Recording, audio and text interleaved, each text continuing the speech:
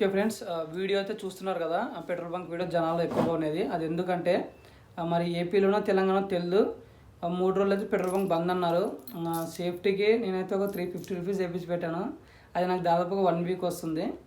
మీలో ఎవరైనా పెట్రోల్ వేయించుకునేది ఉంటే తొందరగా వేయించుకోండి. కొంతమంది అయితే ఇది ఫేక్ న్యూస్ అంటున్నారు.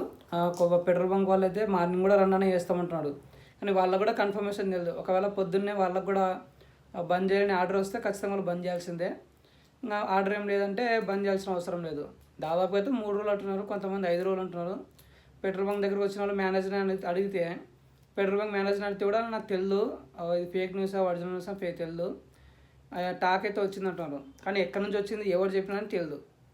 పెట్రోల్ బంక్ దగ్గర చూసి జనాలు గుంపులు